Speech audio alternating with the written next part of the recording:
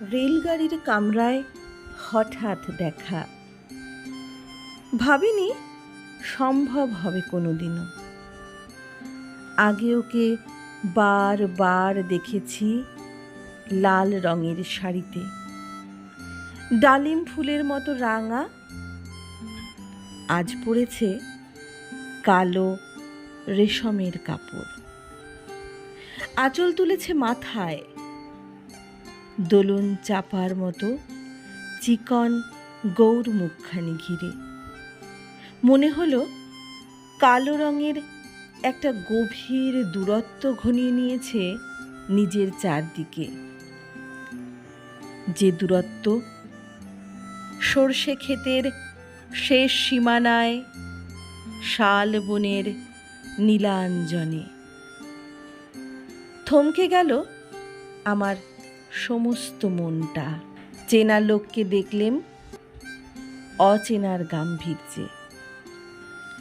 হঠাৎ খবরের কাগজ ফেলে দিয়ে আমাকে করলে নমস্কার। সমাজবিধির পথ গেল খুলে। আলাপ করলেম শুরু, কেমন আছো, কেমন চলছে সংসার ইত্যাদি।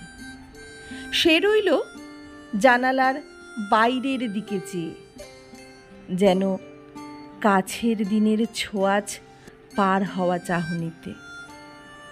দিলে অত্যন্ত ছোট দুটো একটা জবাব, কোনোটা বা দিলেই না।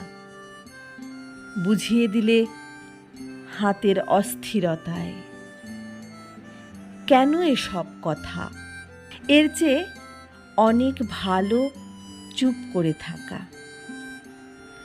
আমি ছিলাম অন্য বেঞ্চিতে ওর সাথীদের সঙ্গে। একসময় আঙুল নেড়ে জানালে কাছে আসতে। মনে হলো কম সাহস নয়। বসলুম ওর এক বেঞ্চিতে। গাড়ির আওয়াজের আড়ালে বললে মৃদু স্বরে, কিছু মনে করো না। সময় কোথায় সময় নষ্ট করার?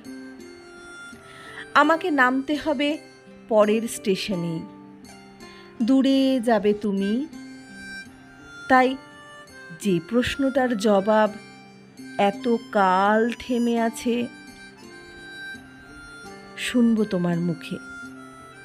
সত্য করে বলবে তো? আমি বললাম বলবো।